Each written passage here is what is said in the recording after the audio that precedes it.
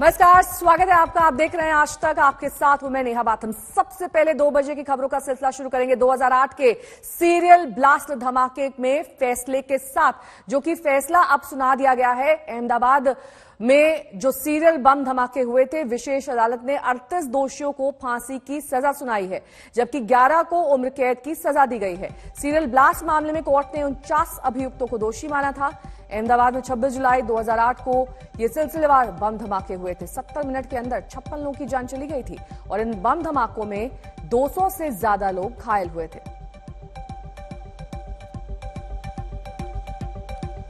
अदालत में 13 साल से भी ज्यादा समय तक ये मामला चला। पिछले हफ्ते 49 लोगों को दोषी ठहराया गया था और 28 अन्य को स्पेशल कोर्ट ने बरी कर दिया था। अब इस पूरे मामले में 38 लोगों को मौत की सजा का ऐलान।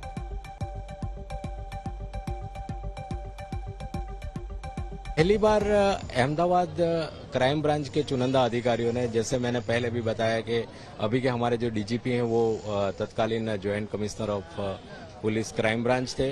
अभी के रेंज आईजी गांधीनगर अभय चुड़ासमा डीसीपी क्राइम में थे। उनका टेक्निकल सर्वेलेंस और ह्यूमन इंटेलिजेंस था, वो बहुत ही मजबूत था। उनके जरिए छोटी छोटी क्लू मिलती गई और छोटी क्लू आप जानते हैं पुलिस के लिए बहुत महत्वपूर्ण होती है। और उन कड़ियों को जोड़ते हुए राज्य के अलग अलग जिलों के, अहमदाबाद सिटी के और बड़ौदा के एक्यूज को पकड़ा गया। इसके बाद देश के अलग अलग राज्यों में से आरोपियों को पकड़ा गया। कुछ आरोपी पकड़े गए थे, उनको ट्रांसफर वारंट से लाया गया। इन्वेस्टिगेशन टीम ने शुरू से कोई भी चीज इसमें बाकी ना रह जाए, छोटी सी छोटी कड़ी केस में जो इम्पोर्टेंट होती है वो प्राप्त करने के लिए बहुत मेहनत की और इस मेहनत के अंत ये सफलता अहमदाबाद सिटी पुलिस को मिली है। बताइए, अपने आप में ऐतिहासिक जजमेंट है ये? मुझे ऐसा लगता है कि ये जो ऐतिहासिक जजमेंट है, क्योंकि 38 एक्यूज को हैंगिंग जो किया है वो आई थिंक पहले कोई केस में नहीं किया है, ऐसा मुझे मालूम है। और 38 एक्यूज को इवन यूएपी एक्ट के अंतर्गत भी उनको ये जो है वो लाइफ एंड 11 एक्यूज को लाइफ और 38 एक्यूज जो है उसको ये जो हैंगिंग की सजा की है। सर, कोर्ट ने कौन कौन सी धारा के तहत इन लोगों को फांसी की सजा सुनाई है? इसमें 302 of IPC and 16(1)(b of UAP act. जिन लोगों को आजीवन कारावास दिया गया है, क्या वो जीवन के आखिरी सांस तक कोर्ट में, जेल में रहेंगे? यस, ऑनरेबल कोर्ट ने ये स्पेसिफिक ऑर्डर ऐसा किया है कि ये आखिरी सांस तक की ये सजा लाइफ टाइम रहेगी, ऐसा ऑर्डर किया है। सर, आज कौन कौन सी जगह से जो अक्यूज है उनको कोर्ट में प्रोड्यूस किया गया था, क्योंकि ये डिजिटली पूरा हियरिंग हो रहा था? आज ये वीडियो कॉन्फ्रेंस के माध्यम से Ahmedabad central jail, Bhopal jail, इसके बाद में तिहाड़, मुंबई, बेंगलुरु, केरला एंड गया, वहां से सब एक्यूज को यहाँ प्रोड्यूस किया था in video conference and thereafter honourable court has ये जो ऑर्डर पास किया है वो। सर, कितना महत्वपूर्ण है, क्या क्या ऐसे एविडेंस थे जिसे कोर्ट ने माना है? इसमें एविडेंस तो 1163 विटनेसेस का एविडेंस रहा है। इसके अंदर ऑनरेबल कोर्ट ने जो है कॉन्स्पिरेसी जो भी है वो मानी है। ऑनरेबल कोर्ट ने ये लोगों ने ये बॉम्ब ब्लास्ट करने का जो भी कॉन्स्पिरेसी किया है वो भी माना है। यहाँ ये जो भी एक्यूज है वो अलग अलग जगह से यहाँ गुजरात में आए थे, वो अलग अलग जगहों पे रहे थे।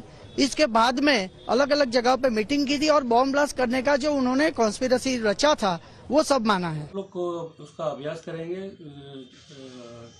चुकादे का, और उसके बाद उसके हिसाब से हमारे क्लाइंट अगर हमको आगे भी फर्दर कंसल्ट करते हैं तो हम उसके बाद उनको देखने के बाद सलाह देंगे कि आगे अपील में क्या हो सकता है। मेन चीज ये है कि इस केस में जो और भी बहुत सारे लोग छूटने चाहिए थे हमारे हिसाब से, लेकिन कोर्ट ने अब किए सजा इतने सारे लोगों को, तो हम उसके हिसाब से अगला कोर्स चुकादा पड़ने के बाद ही देखेंगे। और अब बात कुमार विश्वास के उस बयान की करेंगे जिस पर पंजाब की सियासत में तूफान आ गया है। आज बारी केजरीवाल के पलटवार की थी। उन्होंने न सिर्फ कुमार विश्वास को जवाब दिया बल्कि बीजेपी कांग्रेस को सुनाते हुए ये कहा कि मैं सबसे स्वीट आतंकी हूं। तो इसका मतलब मैं बहुत बड़ा आतंकवादी हो गया। तो ये इनकी सारी सिक्योरिटी एजेंसीज क्या कर रही थी? पिछले 10 साल में 3 साल तो कांग्रेस की सरकार थी। कांग्रेस वालों ने क्या किया? सो रहे थे वो लोग। 7 साल से बीजेपी की सरकार है, केंद्र में मोदी सरकार है। मोदी जी ने क्या किया, मेरे को गिरफ्तार क्यों नहीं किया, इनकी एजेंसीज क्या कर रही थी अभी तक। तो ये ऐसी हास्यास्पद बात है जिसको मतलब सुन के ही हंसी आती है।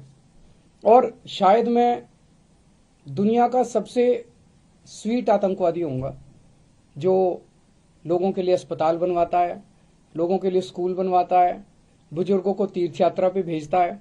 आज तक तो मैं समझता हूं कि दुनिया में ऐसा कोई आतंकवादी पैदा नहीं हुआ जो सड़कें बनवाता है, पानी बनवाता है, बिजली ठीक करता है, लोगों को बिजली फ्री देता है, लोगों की सेवा करता है। ऐसा तो आतंकवादी आज तक कभी पैदा ही नहीं हुआ होगा। एक दिन एक कवि ने खड़े होकर एक कविता सुनाई और उस कविता में उसने कहा कि 7 साल पहले केजरीवाल ने मेरे को कहा था कि देश के 2 टुकड़े करेंगे, एक टुकड़े का पीएम तू बन जाइए और एक टुकड़े का पीएम मैं बन जाऊंगा। और उसके बाद राहुल गांधी ने ये बात कही। प्रधानमंत्री जी ने राहुल गांधी की स्पीच देखी, तब प्रधानमंत्री जी को समझ में आया कि इतना बड़ा आतंकवादी इस देश के अंदर पनप रहा है। ये तो शुक्र हो उस कवि का जो उसने इतना बड़ा आतंकवादी पकड़ लिया, नहीं तो इनकी सारी एजेंसीज नहीं पकड़ पाई थी। मतलब ये चल क्या रहा है। बीजेपी ने आज सुबह फिर केजरीवाल को घेरा और कुछ घंटे में ही केजरीवाल ने हर हमले का जवाब दे दिया। एजेंडा क्या है इनका, और ये जो पार्टी का नाम है ना AAP, इसी में इसकी असलियत, इसी में इसका मतलब छिपा हुआ है। AAP मतलब अरविंद एंटी पंजाब, अरविंद एंटी पंजाब, यही है इसका मतलब AAP का। जो पंजाब का मुख्यमंत्री बनने के साथ साथ खालिस्तान का प्रधानमंत्री बनने का भी सोच रखते हो, ऐसे आरोपी नहीं, ऐसे इनके साथियों ने बार बार कहा है, एक ने नहीं कईयों ने कहा। अरविंद एंटी पंजाब, पंजाब को कभी मंजूर नहीं होगा। पंजाब, पंजाबी, पंजाबियत के विरोध करने वाले अरविंद एंटी पंजाब कभी पंजाब को मंजूर नहीं होंगे। मैं समझता हूं कि आतंकवादी 2 किस्म के होते हैं। एक वो आतंकवादी होते हैं जो जनता में खौफ फैलाते हैं, और एक वो आतंकवादी होते हैं जो भ्रष्टाचारियों में खौफ फैलाते हैं। आज ये सारे भ्रष्टाचारी इकट्ठे हो गए हैं, सारे चोर लुटेरे ये सारे इकट्ठे हो गए हैं, और ये मिलके इनको मेरे से डर लग रहा है। एक तरह से इन लोगों के लिए मैं आतंकवादी हूं, जनता के लिए तो मैं स्कूल बनवाता हूं, जनता के लिए अस्पताल बनवाता हूं, लेकिन इन लोगों के लिए मैं आतंकवादी हूं। इन लोगों को रात को नींद नहीं आती, सोते हैं तो इनके सपने में आता हूं मैं। जवाब देना चाहिए, और लंबा जवाब नहीं केजरीवाल जी, सीधा जवाब, हां या ना। क्या कुमार विश्वास सच बोल रहा है या झूठ बोल रहा है? हमारे नेता आतंकवादी के घर नहीं जा सकते, मगर आम आदमी पार्टी के नेता आतंकवादी के घर में सो सकते। राहुल गांधी जी ने सबसे पहले ये आरोप लगाए मेरे ऊपर। अगले दिन प्रधानमंत्री जी ने वही भाषा इस्तेमाल की जो राहुल गांधी ने इस्तेमाल की। अगले दिन प्रियंका गांधी ने वही भाषा इस्तेमाल की। अगले दिन सुखबीर बादल ने वही भाषा इस्तेमाल की। मेरे को कुछ लोग, मेरे लोग कह रहे थे जी राहुल गांधी पे लोगों को यकीन, या राहुल गांधी जी कुछ बोलते थे तो जनता विश्वास नहीं करती, लेकिन ये नहीं सोचा था कि प्रधानमंत्री नरेंद्र मोदी जी राहुल गांधी की नकल करेंगे, एक दिन ऐसा भी आएगा। प्रधानमंत्री जी भी राहुल गांधी बन जाएंगे, एक दिन ऐसा भी आएगा। वहीं यूपी में तीसरे दौर के प्रचार के लिए आखिरी दिन जोरदार घमासान मचा हुआ है, क्योंकि सीएम योगी ने अखिलेश के गढ़ में हुंकार भरी है। वो करहल पहुंचे थे, जहां पर उनके निशाने पर चाचा भतीजा आ गए। उन्होंने यहां तक कह डाला कि अखिलेश ने चाचा को कुर्सी भी नहीं दी, हत्थे पर बिठा दिया। कल एक तस्वीर से आज के समाचार पत्रों में बड़ी हंसी आई और बड़ी मैं अफसोस भी कर रहा था। बेचारा शिवपाल जो प्रदेश का नेता था, कल उसको बैठने के लिए कुर्सी भी नहीं मिली। कैसे वहां कुर्सी नहीं मिली और वह मुंह लटकाए बैठा था। क्या दुर्गति थी, क्या दुर्गति थी उसकी। और वह दुर्गति देखते हुए मुझे तो कल बड़ा लग रहा था कि कहां ये प्रदेश भर में घूमता था, हजारों लोग उनके साथ जाते थे। नेताजी का प्रमुख सिपा सालार हुआ करता था और कल उस बेचारे को कुर्सी का हत्ता मिला बैठने के लिए, कुर्सी का हत्ता। यानी आज के दिन पर अगर किसी व्यक्ति को आप दुर्गति का जीता जागता नमूना देख सकते हैं तो शिवपाल यादव उसका एक जीता जागता नमूना आपको मिल जाएगा। और अब आपको दिखा देते हैं कि मुलायम सिंह यादव ने जब अखिलेश के लिए लोगों से वोट मांगे तो क्या कुछ कहा।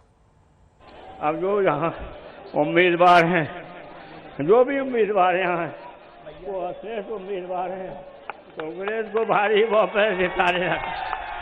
हाँ, मेरी भावना है उसको पूरी भावना का आदर करते हुए अखिलेश को भारी बहुमत जिताना और समाजवादी पार्टी को मजबूत बनाना। उधर योगी आदित्यनाथ आज करहल में हुंकार भर रहे थे। करहल वही सीट है जहां से अखिलेश यादव चुनाव लड़ रहे हैं। किस तरीके से योगी ने उन पर निशाना साधा, सुनिए। नेताजी भी बहुत होशियार हैं। कल वे आए थे, वे जानते हैं करहल की जनता फैसला कर चुकी है कि प्रोफेसर एसपी सिंह बघेल ही उनका नेता होगा। तो नेताजी ने कल यही कहा कि भाई ठीक है, तुम लोग जो चाहो तय कर लो, अपना विधायक चुन लो। दूसरा व्यक्ति बोला जा रहा है कि नाम बोल दीजिए, नाम बोल दीजिए। वो कह रहे कौन लड़ रहा है यहां से सपा का प्रत्याशी, मुझे तो पता ही नहीं है। अब ये दुर्गति हो गई हो कि बाप पुत्र का नाम न जान रहा हो। तो भाइयों बहनों, ये सपा की पूरे प्रदेश के अंदर की दुर्गति को भी प्रदर्शित करता है। तो आपने देखा किस तरीके से योगी ने करहल में बयानों की झड़ी लगा दी, तो वहीं अखिलेश ने जालौन में पलटवार किया। 2017 के पहले यही चलता था, अराजकता चरम पर थी। हर तीसरे दिन एक दंगा होता था। दंगा के बाद कर्फ्यू, महीनों तक कर्फ्यू, महीनों तक कर्फ्यू। न बेटी सुरक्षित थी, न महिलाएं सुरक्षित थी, न व्यापारी सुरक्षित था। और भाइयों बहनों, उस असुरक्षा के माहौल में उत्तर प्रदेश में प्लान होता था। सबसे ज्यादा असुरक्षित देश में महिलाएं कहीं हैं तो वो उत्तर प्रदेश में हैं। सबसे ज्यादा असुरक्षित महिलाएं अगर कहीं हैं तो उत्तर प्रदेश में हैं। सबसे ज्यादा घटनाएं महिलाएं और बेटियों बहनों के ऊपर कहीं हो रही तो उत्तर प्रदेश में हो रही हैं। देश में जो शिकायतें हो रही हैं उसमें 50% शिकायतें महिलाओं की केवल उत्तर प्रदेश से है। ये बताएं आखिरकार कौन जिम्मेदार है इसके लिए?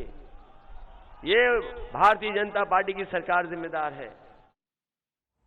तो आपने देखा कैसे प्रचार के आखिरी दिन बयानों से प्रहार किया जा रहा है और प्रचार के आखिरी दिन ही बीजेपी ने अयोध्या में पूरी ताकत झोंक दी। पार्टी अध्यक्ष जेपी नड्डा वहां पर मौजूद थे, खुद वहां पर उन्होंने बागडोर संभाली। थोड़ी देर में योगी आदित्यनाथ भी वहां पर वोट मांगने पहुंचेंगे। भारतीय जनता पार्टी विचारों की पार्टी है। राम जन्मभूमि हमारा लक्ष्य था, सांस्कृतिक राष्ट्रवाद हमारा लक्ष्य था, भारत की संस्कृति उजागर हो, आगे बढ़े, ये हमारा लक्ष्य था। और इस लक्ष्य का, जिसे हम कहते हैं सिंबल, इसका जो रूप था वो राम जन्मभूमि में निहित था। आपसे वोट मांगेंगे, प्रजातंत्र है, सबको अधिकार है। लेकिन मैं सिर्फ अयोध्या की बात नहीं कर रहा हूं, मैं पूरे उत्तर प्रदेश की बात कर रहा हूं। जब वोट मांगने कोई आए तो उनसे जरूर पूछना कि आप किस मुंह से वोट मांगने आए हैं। आप ही थे ना, आपकी सरकार थी ना जिन्होंने राम भक्तों पर गोलियां चलाई थी। ये पूछना। मित्रों, ये याद रखना, आपने राजनीतिक ताकत मोदी जी को 2014 में दी और 2019 में दी।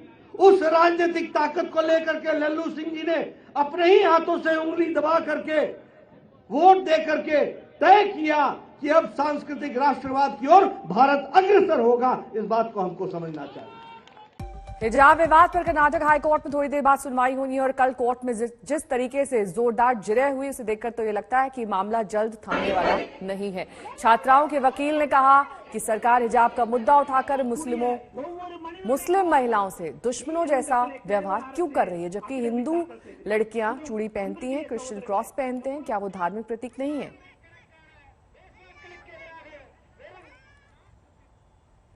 खबरों में फिलहाल अभी के लिए बस इतना ही। देश और दुनिया की तमाम खबरों के लिए आप देखते रहिए आज तक।